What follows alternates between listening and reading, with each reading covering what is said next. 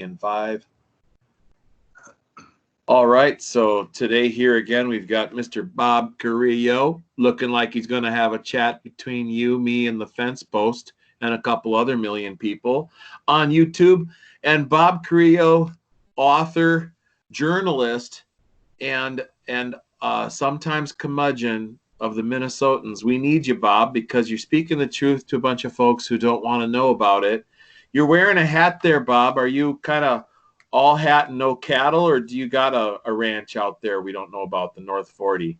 No, but I wish I did. I actually had some land in South Dakota at one time, but I've sold it since. But I'm feeling a little John Wayne right now, So okay. I thought I'd share a quote from the Duke, and this is out of the movie The Shootist, where he played John Brooks. He said, Pilgrim, I won't be wronged. I won't be insulted, and I won't be laid a hand on. I don't do these things to other people, and I require the same from them. And that's how I feel about this whole problem here. I've lived here almost 50 years. When I moved to Minnesota, it was an outstanding place. And we've invited nothing but political trash into Minnesota since that time, and they've destroyed the state. And there is no outlet to talk to any longer. There's no way out of this box. They have commandeered every major office in the state, including the Secretary of Voter Fraud, Steve Simon, who's even violating a court order to produce voter registration records going back a number of years because they don't want the truth to come out, i.e. Franken and Coleman with the magical mystery ballots, just like Washington State 4 years earlier, same team.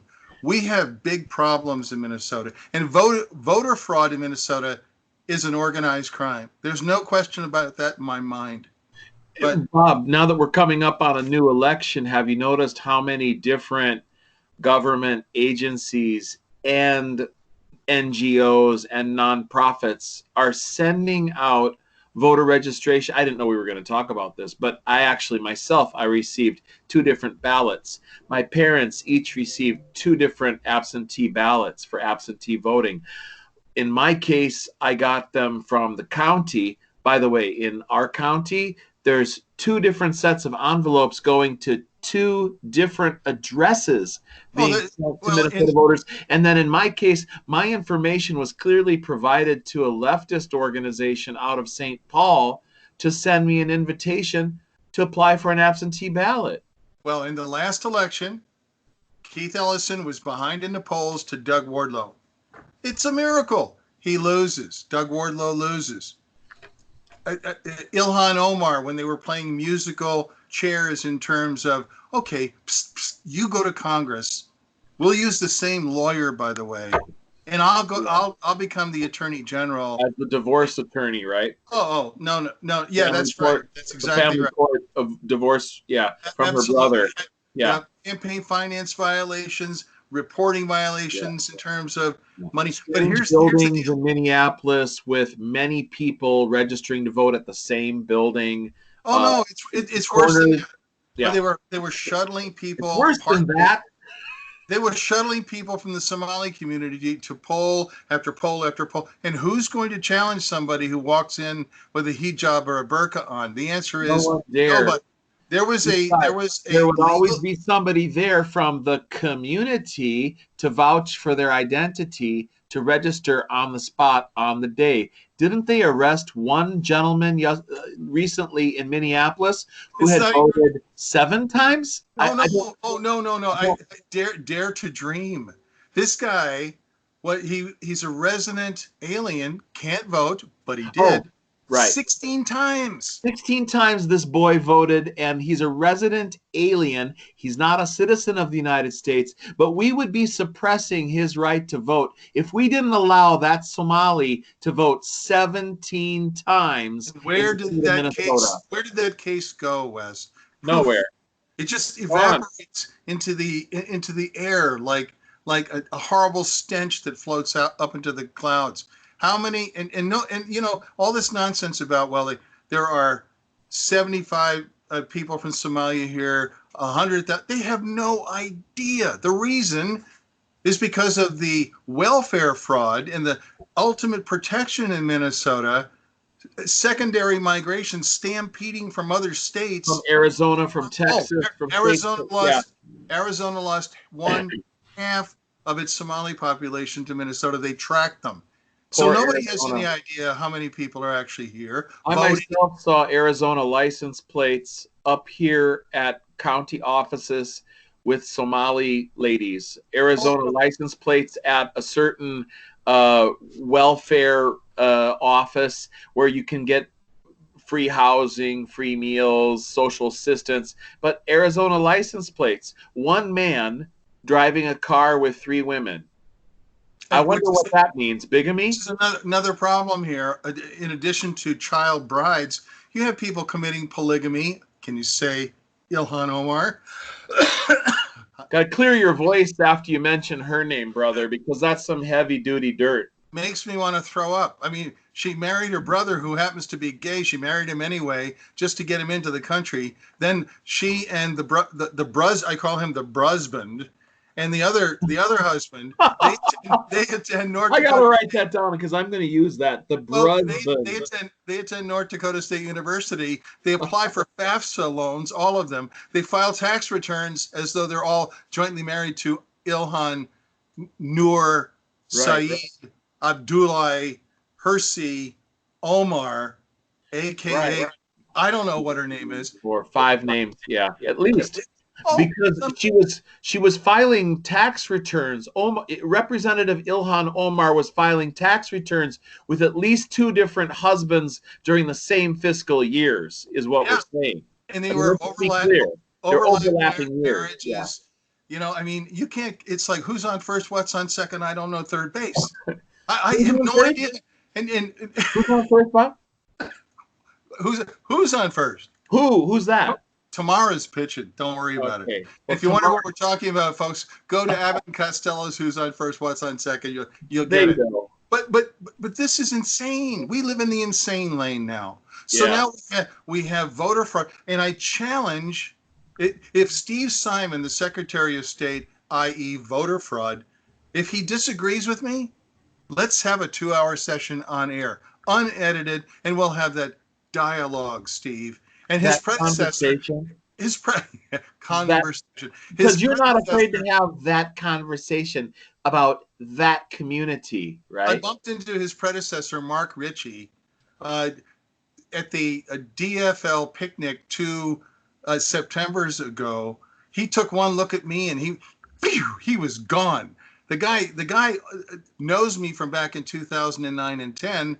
I sat in his office with a friend of mine recording the conversation, along with Hennepin County Attorney Pat Diamond sitting there, who Richie brought to save his butt.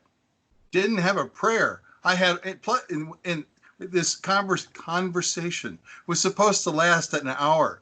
40 minutes, he cut it off at the knees, because the last question I asked him is, could you tell me about your connection with George Soros funding your campaign, along with the Attorney General Lori Swanson? The guy almost came unglued, and then he kind of got in my face, and I looked at him. I smiled, because I used to be a New Jersey state champion wrestler a long time ago, when time began and the earth was flat and dirt was invented that year, I think. Yeah. But I looked at him, and he leans in at me like he's going to take a poke at me in his office. I looked at him. I just laughed, and I have a witness to that, and I actually recorded it. I said, pal, you already made one mistake today taking this interview. If you take a swing at me, that'll be your second and final mistake for the day. It's the thing about the wimps is that when we use words, we're guys who use words, and they're triggered enough by our speech alone to want to threaten us physically. And I had a gentleman do that last night in a certain context, and I simply brought up the fact that he's crossed not 1 but 2 state lines from Michigan to come here to my home, to my homeland, to threaten me physically. All of a sudden, he vanished. And I said, hey, where are you going? Hey, Detroit. Detroit, come on back. We're not done. We're just having a conversation here, Detroit. See, It's something to do with the parole officer. In my stateside, for my stateside time as a kid, because I lived overseas as well, my stateside time was spent mostly in New York and New Jersey. Yeah. And so back then, you know, somebody gets in your face like that, and I tend to grin and say, how you doing? Hey, you doing okay? You sure you want to do? Have you thought this through? Why do I know what you're talking about? You know, it's unbelievable. The things we're forced to do, right, Bob? Just in having conversation, people want to become physically aggressive. And look, I know you're a large guy. I'm a large guy. I try to carry myself and comport myself so as not to be perceived as any kind of physical threat or danger. I'm not muscling people out of the way. I am 3 feet wide. I can't help it. You're 3 feet wide, and I'm 3 feet around the middle these days too. But you know, I might not be able to finish very well, but I'll certainly be able to start out pretty well. The people who they're threatened by our words. We're just using speech here, Bob. You mentioned, though, George Soros. Oh. Can we fast forward to the violence occurring in Minnesota? Can't we talk about the people who aren't using words? Let's the people pick up who are setting buildings on fire, Bob? Let's pick up where we left off about voter fraud.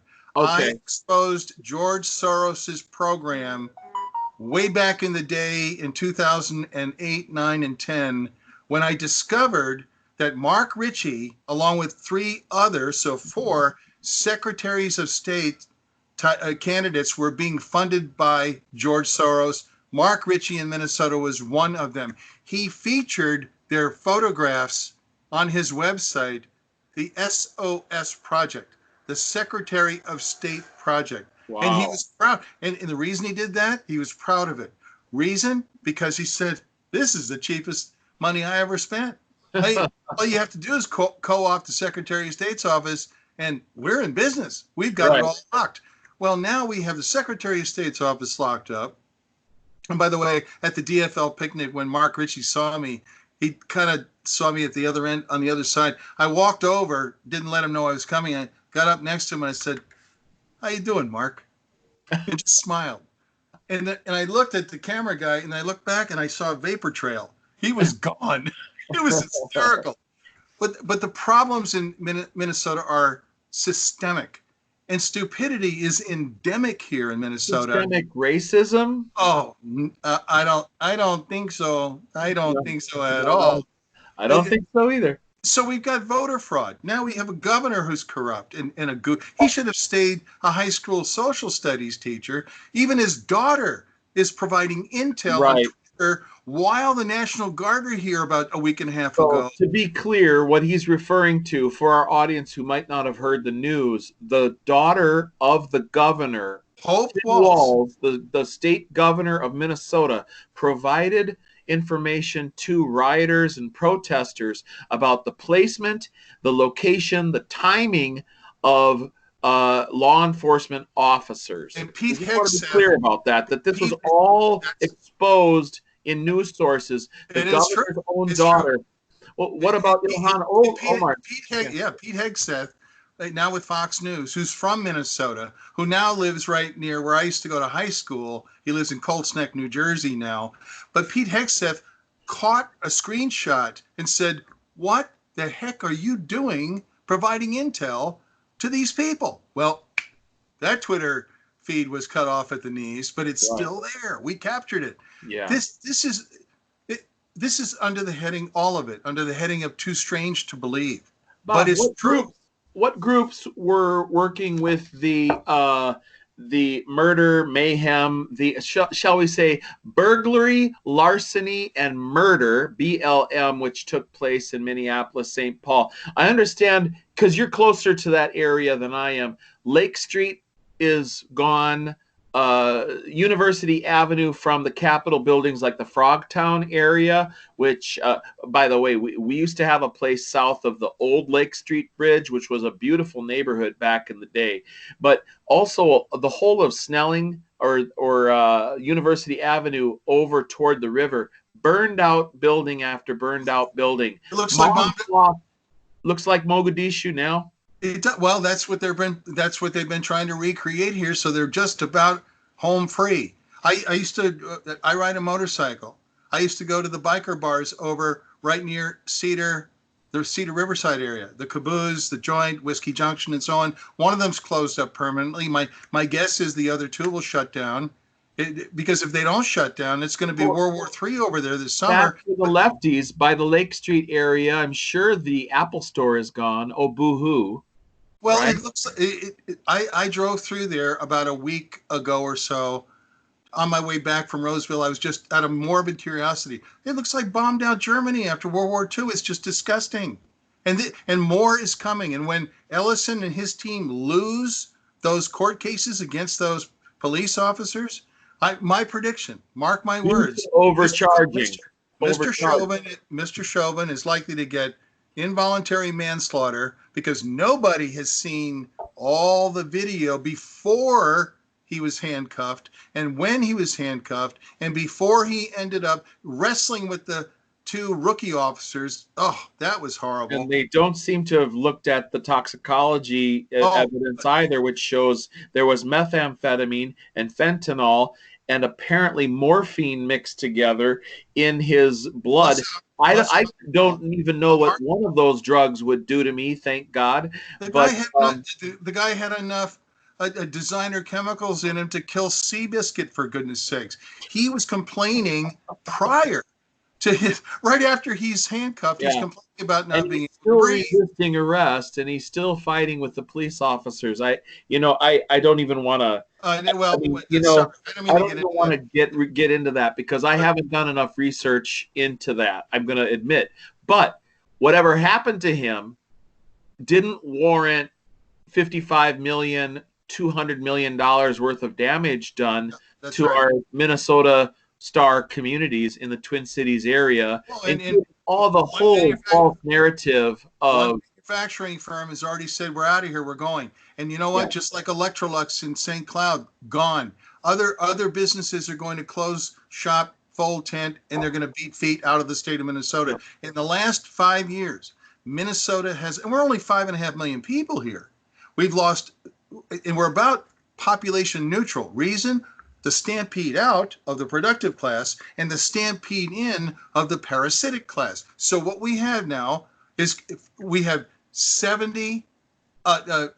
between 70 and 75 million, or I'm sorry, not billion, billion, 70 or 75 billion dollars have flown the coop. The snowbirds have flown the coop. They're not coming back. They're moving to South Carolina, Tennessee, Texas, wherever. Nobody wants to live in a war zone. And if you disagree with me out there, folks, I'm willing to meet with you anytime, any place, on camera to have that discussion. And that includes you, Governor Walz, who never answers his phone and never returns a phone call. So, and I've tried. So I want to get their side of the story, but they don't have a side of the story that holds water. That's the problem. And that's just a piece of the problem. Then they're too far above us to want to discourse with us in any case. And when you look at, even in local politics, I mean, I wouldn't expect the governor of Minnesota to return a phone call to me. I have spoken on the phone with the mayor of Rochester. I spoke with her one time on the phone. I actually called the number publicly listed on the internet, and I expected to get her secretary. And she actually answered the phone. I said, "Pardon me, madam, I didn't expect to actually reach you, but I had an idea about how to bring manufacturing back to Minnesota and also to our community, because we have numerous empty we have empty retail space and manufacturing space all over Rochester. We've lost 50 to 60 businesses just in the previous fiscal year since she became mayor. So with the COVID-19 issue, I said, let's ID this as an opportunity to bring some manufacturing to Rochester. After all, we're the medical city. Let's develop a face mask manufacturing operation here in Rochester. Let's develop a isopropyl 80% alcohol manufacturing facility here in Rochester because we're the medical city. Let's bring back some of those working class blue collar jobs so that people can afford their own housing instead of having to get affordable housing from the state handed out by the nanny state. She didn't understand what I was talking about. Let me By give the you. way, No, other no, no, Minnesota businessmen picked up on that idea.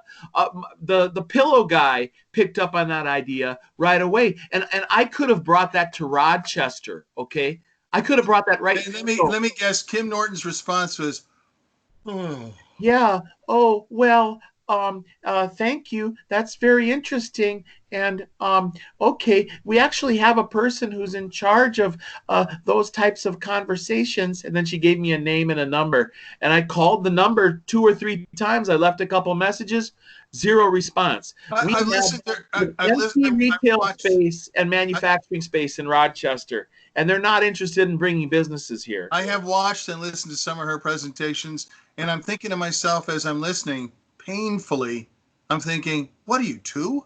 Adult child. Are you just adult Yeah. child, adult children gone wild? But With boundary issues. what manufacturing company? And my prediction also is that Amazon distribution centers are going to bug out of here too, Yes. just like Pilgrim's Pride poultry processing up in Cold Spring. Right. Now they're being attacked by Jaylani Hussein and CARE and threatened. Right. which Just is as Ariens, just as Cargill, just as numerous small businesses, nameless business. We actually had a sandwich shop called Subway that was under the gun, and all of the employees had to go in for sensitivity training because of there's an adult male who worked there who has mental issues, handicapped issues. That's the best job he can do. Bless his heart. He's worked there for years. The owners were suddenly caught up in a situation where a certain person had let her 5 kids jump around inside the store and act like douchebags. Yeah. And they're running around the store. And by the way, the manager and the owner of the Subway here in Rochester has all that video footage on tape of what the children were doing in the store, which ended up triggering the response from the adult who was trying to get the children out of a restaurant where food is being served. By the way, none of this has to do with skin tone. None of it. No, behavior. It's behavior all the way. I remember when the Red Lobster in Rochester was under attack. It was about, 2 Ramadans ago, I think. 2 Ramadans ago, yeah. And I got into that story when I was visiting my son down at University of Wisconsin La Crosse. And so on my way back, I stopped in to see, because I'd seen the stories out of California just like it. Mirror image. First, right. They complain about, they come in and complain that they're not getting proper attention, it's not fast enough. The food's too hot. The food's too cold. They're not being served. You're not bending low enough. You're not bowing low enough. You're not coming fast enough. If I had a desk like I used to do when I was testifying at the Capitol, I would put my fingers across the desk and go, here they come. Here's the stampede. Here it comes. Jaylani Hussein and CARE demanding that they apologize. For a missing manhole cover to fall into so they can sue somebody. They're demanding sensitivity training, and the sensitivity training has to be conducted by an organization that's chosen by CARE and I told, along with several $1 million in a settlement for wrongful. Well, they tried to pull that stunt with a small chain in California. It lasted 2 years in the court system, and they didn't back up an inch, and they won. They beat CARE at their own game. It's a national scam. So I stopped in and saw the manager on the way back to Minneapolis, sat down and shot the breeze with them at 11 o'clock when they opened up their doors, and I said, oh, by the way, I read the story. You're being played.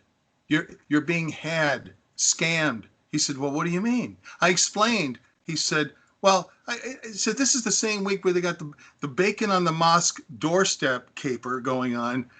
What a bunch of baloney. And I said, do not fall for this, because they're playing you, and they're playing your corporate office to see if you'll knuckle under. And if you knuckle under here, they're going to come get you all over the state of Minnesota. Well, And I ended up talking to the main honchos connected with Red Lobster out of Orlando. Yeah, at the corporate and I level said, in Orlando. don't fall for this. And by the way, I gave them the name and information, contact information for the group out of California and their legal beagles, and they said no to care. Give that name out, by the way, because every restaurant in Rochester and several business establishments in Rochester have received the briefing on the scam artistry, right? Well, The lack of service. I've got it in my files. And Okay. Well, at some point, maybe we can talk about hate hoaxes as a completely separate kind of day's worth of conversation, because and by the way, hate hoaxes being played upon this community, talk about the community, the hate hoaxes that are being perpetrated upon Minnesota are disgusting. My recommendation, this is no kidding, my recommendation to Red Lobster corporate, and I bumped into a bunch of them at the Bloomington store just by accident about 3 weeks after that situation in Rochester, and the bartender, who's just great, a friend of mine and I were having dinner there, and I was recounting the story about the Rochester store, and she said, wow, no kidding. And I was dressed in jeans. I looked like something the cat dragged in and kicked back out again, and a baseball cap turned backwards, and we were having fun, having a couple beers. And so she said, well, wait a minute, are you going to be here for a while? I said, yeah, as long as you've got beer, I'm here. So she runs into the back, and 3 suits come out. 1 woman, 2 guys. They're from Orlando. And the woman comes over to me and she says, I'm a manager for all of the Red Lobsters supervisor in Minnesota. She said, is there a problem? I said, no, not as far as I can tell. No, not at all. I said, the oysters are great. The beer is cold. I'm a happy man. She laughed. She says, but I hear there's a problem, that you encountered a problem in Rochester. I said, no, I solved a problem in Rochester. Right. So I gave her the 3-part harmony, like in Alice's Restaurant and Arlo Guthrie and all that stuff. Gave her the whole story. And she said, wow. And the 2 suits from Orlando said, would you be willing to talk with us over the phone? I said, absolutely, I'll talk with you. Yeah. Don't fall for it. Don't knuckle under. Because if you do, you're toast. And so they all made connections with my contacts out in California. They won that lawsuit, the legal beagle firm that did it. And they told CARE nationally, no, we're not falling for it. So my advice to any restaurant or service-oriented facility in Rochester is, don't fall for it. No. Just smile and say no. Just say no. Just say no. Call me anything you want. No, by the way, my argument about the bacon on the doorstep of the mosque issue is, it could have been turkey bacon. Which is disgusting stuff if you've ever had it. It's still not pork. Country. But I'll say that we should probably have a whole nother conversation about the numerous hate hoaxes that are played in order to get sympathy, in order to gain sympathy points by the community for furthering their political agenda. And it's astonishing to me that, like I wrote on the Post Bulletin website, how can you have 2 pieces of bacon flying through the air and land so perfectly on the sidewalk side by side? Anybody who's ever cooked bacon before knows that it's curly stuff and it doesn't behave well under heat. It curls up. The picture they had in the Post Bulletin newspaper was 2 clean, pristine slices of bacon lined up on the sidewalk. I would have taken those home and fried them up in a pan. They were so beautiful. Tell me that they're hanging somewhere. Give me a break. By the way, if somebody really had hung those on the doorknob of the mosque, as was alleged in the reports, there's an HD camera right above the door, right there. There's an HD camera right there. Show us the footage. Show us the whodunit. By the way, where did the story go? Yeah. I don't know. And Epstein killed himself, right? So, well, not only that, but think about this. Somebody claims that there's the bacon on the doorstep caper relative to the mosque, And this is like what, 3 years ago, something, 2 years ago maybe. And it goes on and on and Oh, on. at It's like the December 3rd meeting at the church in Rochester when I was filming there. Here's wow. Regina and Roadfuss Mustafa Of Croydon, Pennsylvania, white girl, Catholic. Yeah, still talking about the bacon. Still talking about the bacon. And I muttered to myself, we're at the bacon thing again? What are we doing? What are we doing with the bacon? I got some fresh bacon if you want some bacon. But they don't understand. I mean, I have a freezer full of bacon. I have a fridge full of bacon. I'm not going to waste it on you guys. But by the way, the only thing that was missing, by the way, the only thing that was missing from that story is a picture of the bacon on the doorknobs or wherever it was, and like three people in hijabs doing this. Like vampires with a mirror. Like football players when they're cross. It's the cross of the. It's a crucifix. It's just like, give me a break, Yeah, the whole narrative of poor me and I have something to share, by the way. Okay. For those people who might think that I'm just talking out of my hat, this one about Keith Ellison as an example. I have been following this guy since 2006. Coming out of the dark, the Wright County Republican, the voice of independence. Wow, what's that about? I helped develop this story. It was written by Drew Emmer, who is the nephew of Tom Emmer, Congressman Tom Emmer. I used to write for the Wright County Republican newsletter and blog all the time. It was great. This story was written about Ellison's 10-year on-again, off-again Maine squeeze. She was a 19-year-old staffer, campaign staffer, when he was running for the Minnesota legislature, and he was also married to his wife, Kym, at that time. She was so petrified after the threats that came from the Ellison camp, she moved to the United Kingdom. So are you telling me this is his wife's name was Kym at the time? Yeah, that's right. These women are different from Karen Monahan and Amy Alex. I just want to get the names out there, Bob. Karen Monahan, Amy Alexander, and Kym was his wife, and there was another staffer. What's that about? No, this is the staffer. Okay.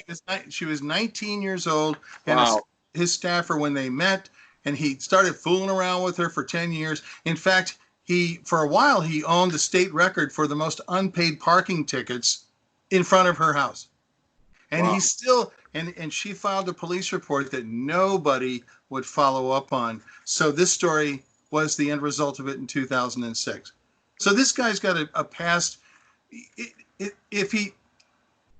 I don't know how to put this.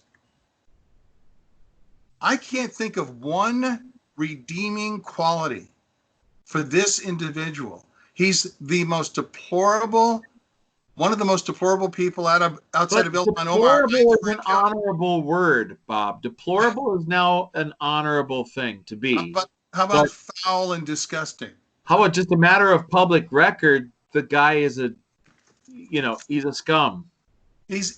But only in Minnesota, isn't that right, Bob? I mean, only here would we bring in somebody from Detroit. We have to spend a whole session talking really about his political and economic, his whole political history, his intellectual history, the groups that he's been in.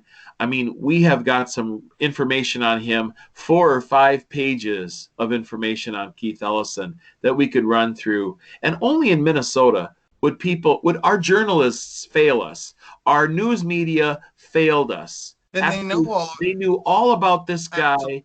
That's right. This is publicly available data, and they didn't act on it. They didn't publish any stories on him. Why? Is it money? I don't. It's DFL power corrupt, and frankly, the Republican Party is in on it also. They're all feeding from the same trough, which is power, money, control, votes. The Republicans want cheap labor and votes. The Democrats or Democrat Marxists want cheap votes and power. So I used to say this when I was serving down at the Capitol. Everybody's bellied up to the trough, both sides.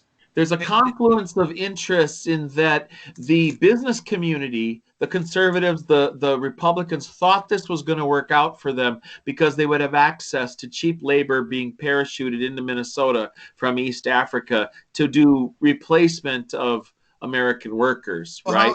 how about this for strange bedfellows? Ellison and Emmer team up on America to Somalia money transfers. Wow. That's the Hawala you were talking about earlier. Wow. Then we have yes, the suitcases full of cash. Yeah. You can't make this up because like David Letterman would say, this wasn't real. Could I do this? What just happened? I didn't see. I don't even know. Like David Letterman used to say. I was joking. Oh, okay. It wasn't real. Then we have the whistleblower, Scott Stillman. Scott Stillman, whistleblower, reported daycare fraud and possible link to terrorism to DHS, which means Department of Health and Human Services Management. I love how they use DHS as if it's sometimes referred to as the Department of Human Sacrifices. That's what they used to call it when I was down there. This guy risked everything, including his life. Yes. To tell this story. And he's still living in hiding, isn't he? Yes. Then we had the millions of dollars going bye-bye to foreign countries. Why?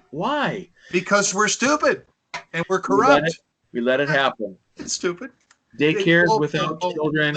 Let me finish the point. It's still going on. Yes, it is. They haven't stopped it. No, they haven't. And Bob, and once again, this is the end result. That's right. And Ilhan Omar's daughter calls these people bitches. Right. She did. Ilhan Omar's daughter called this man and other veterans or those who are dead to protect this country, called them bitches. That's correct. I mourn. I never met this man. He was based out of where I was born, Fort Bragg, North Carolina. I mourn his death every year on June 8th when he was killed in Somalia. So protecting people that he had never wronged, protecting people that our nation, our state had never harmed, only doing good, bringing food, bringing humanitarian relief, protecting their failed state, helping rebuild their failed nation. Our men die protecting their freedoms, protecting their liberty. Truly astonishing. Speaking of which. Uh-oh. Speaking of good men dying. This is Philip Haney. He was one of the founding individuals for Homeland Security directly after 9/11. And by the way, I need to let everyone know, remind them that the 20th hijacker relative to 9/11 was caught in Minnesota at Flying Cloud Airport, learning how to fly the plane, not take off and land, for the tidy sum in cash of $10,000. Right. Zacharias Moussaoui, he's currently serving in a max security prison in Colorado, and they're because of his, I don't know, they're begging, the community is begging to let him out for humanitarian reasons. America. I don't. You know, in the words of Ron White, the guy from the blue collar comedy team, I don't think so, Scooter. And what happens to Philip Haney? He's about to go back to work. This past January, February, he's finishing his second book. First one is Say Something or See Something, Say Something. He's finishing up his book to be published. He's about to go back and work for Homeland Security under the Trump administration.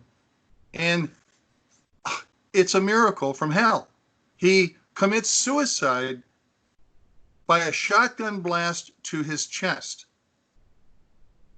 and they still haven't released the autopsy report.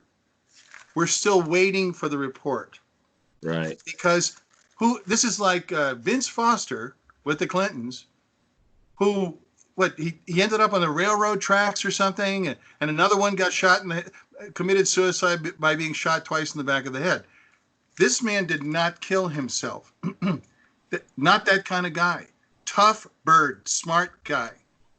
And he ends up in some trailer camp, RV camp in Northern California, Northwestern California. At a wayside rest. Correct. Park, a stop and ride kind of park. That's right. And if you can't the body's out there for a couple days, it doesn't make any sense. It doesn't add up. Shot in the chest with a shotgun in the open air. How did you do that? Yeah. And this is what happens this is how dangerous all of this has become now. If he had wanted to kill himself, he would have known but he would have known how to do it. So there wouldn't have been any doubt that it was a murder or a suicide. The guy was smart enough with forensic data that he would have known how to do that. But you know what? I don't know. You kind of got a different headspace now. But my problem is I know more than I ever wanted to know about a subject I didn't want to know anything about in the first place. Right. Well, these times, you're the hens in the hen house hate the farm dog because they don't know the wolf. And the hens in Minnesota, the sheep in Minnesota hate the sheepdog because they don't know the wolf. And you're one of those watchmen on the wall who let people know what's coming. And then after it comes, what can we do? Does it give us pleasure to say, well, I told you so? No, none of this gives us any pleasure. We don't have any schadenfreude. But we'd like for people to start doing some freaking homework. Just get off your buttocks and do some homework about what's happening in your state. I mean, I get tons of outrage emails from people. They send me that, oh dear, look at what happened in Maine. Look at what happened in Florida. Oh my dear, oh dear. I'm like, bring it home. Right here in Minnesota, there's some stuff that you can get involved with. Get involved with action, speaking truth. Reach out to the patriot community and get involved. None of us are doing anything violent. We're using words. We're using speech. Well, they are more triggered by the fact that we speak than they are by people setting buildings on fire and planting IUDs up in the Twin Cities. And we forgot to speak about those guys, those brothers who were caught with their weapons up in the Twin Cities, right? I mean, we're peaceful people. We're just trying to reason with people. But there they are, actually arson, larceny, murder, burglary. I'm mixing all the crimes together. But Bob, do you have a couple more things you want to lay on us and then make your final pitch? Because we're coming up on 45 minutes. Yeah, I do. Make your pitch and then say goodnight. Yeah, for those people who are out there that are non-believers in what's going on here, disbelieving, take a maturity pill. Grow up. For goodness sakes, pay attention. There's going to be a snap quiz later in your neighborhood. In your church basement. It's coming to a neighborhood theater near you. I feel like I'm in the movie Moonstruck with Olympia Dukakis saying to Loretta, your life, it's going down the toilet. And this stuff is very, very serious.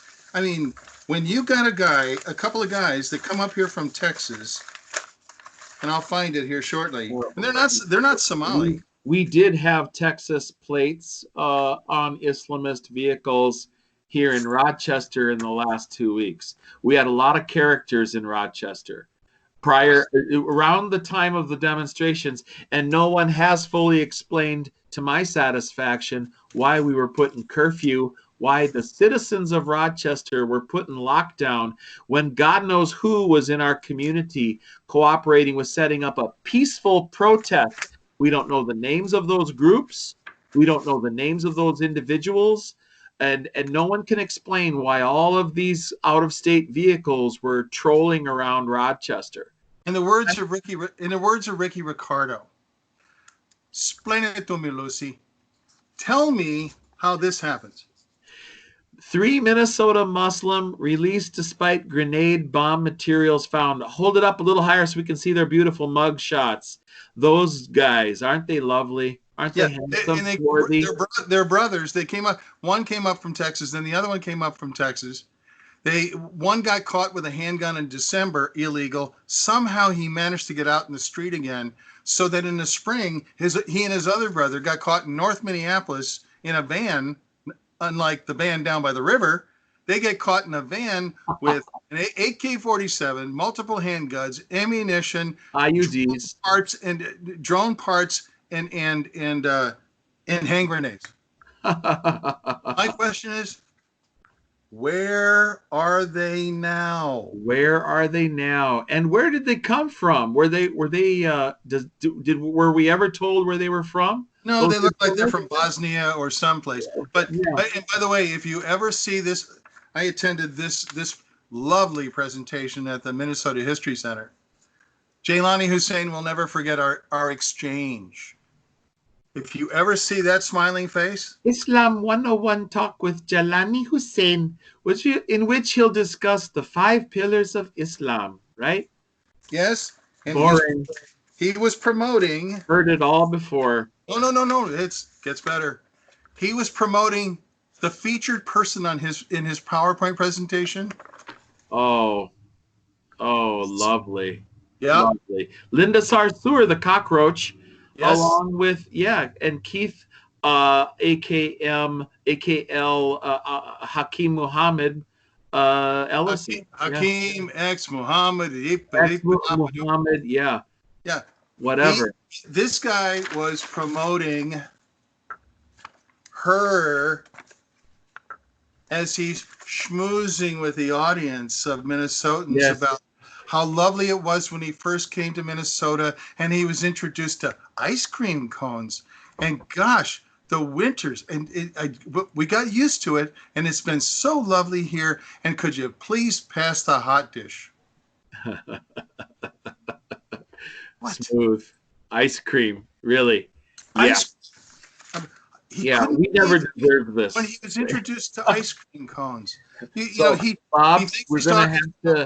thinks he's talking to an audience of adolescents, and to some extent, well, he is in a sense. The old girls, the hippie, yippie, dippy duppy, baby boomer girls who are now in their 70s and 60s just lap this multiculturalism stuff up, this diversity spelled D-I-E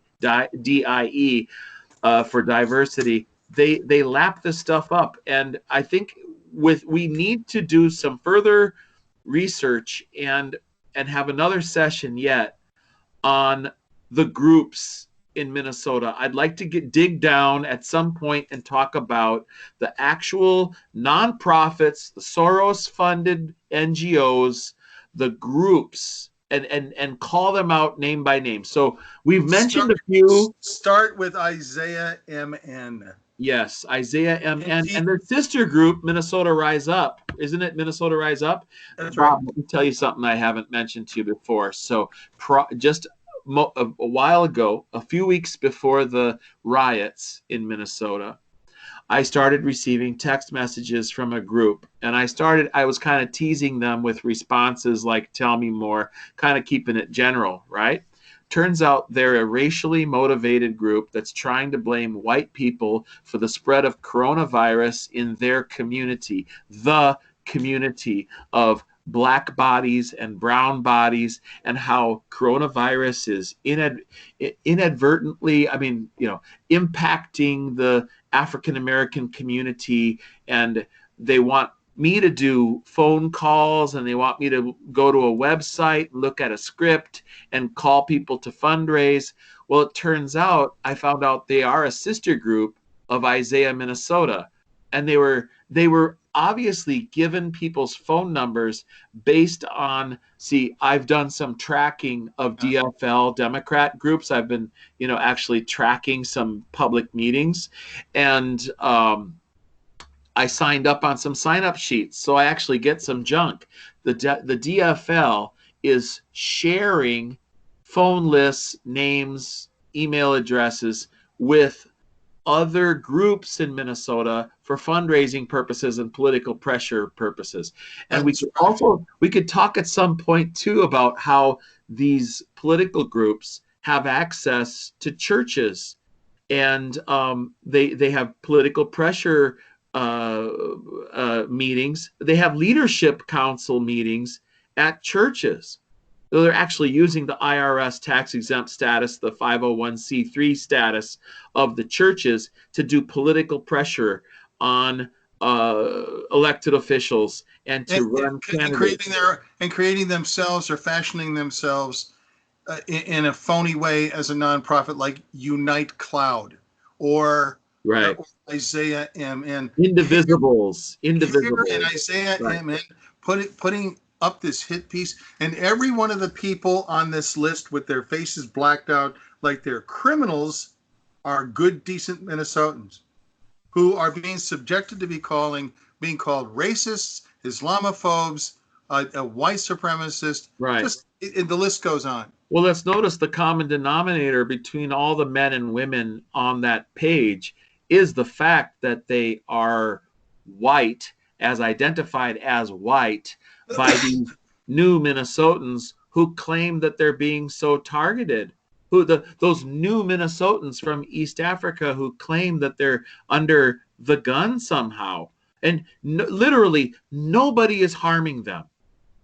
No. There's literally no actual cases of any harm being done to that population group. And every time actually they hurt each other, they harm each other, but literally no one has attacked them or God forbid stabbed them or I haven't seen a bunch of I haven't seen a bunch of wide-eyed Methodists, Catholics, Lutherans, Presbyterians, Amish attacking people, Amish, Mennonites, attacking people with claw hammers and pipes on the Minneapolis-St. Paul LRT. Haven't seen that. It doesn't. We haven't seen like the St. Paul. And every time, let me finish this. All right, and every time Ellison on his shame and blame statewide Minnesotans and Minnesota tour, he's misusing and lying about FBI statistics, suggesting just the opposite. He's lying through his teeth when his lips are moving. They're not, in fact, people within that community are on the very bottom of the list in terms of people who are being abused by anyone. And just like in Chicago, mostly it's black on black crime of some kind or another, or they pick up a gun and rob a Quick Trip and they get caught and they're the victims. How in God's name does that work? Meanwhile, back at the insane asylum in Chicago, you have Mayor Lightfoot, what a brain dead human being that is, getting into an exchange with one of the aldermen, and she needs to wash out her mouth. And because he's saying there's crime here. She's begging the big box stores. Talking to her at the time too. That was a Hispanic day, if I'm not mistaken. She's begging the big box stores and major grocer retailers to stay in Chicago because they're all packing their bags, just like Electrolux did in St. Cloud. Yep, they're all leaving.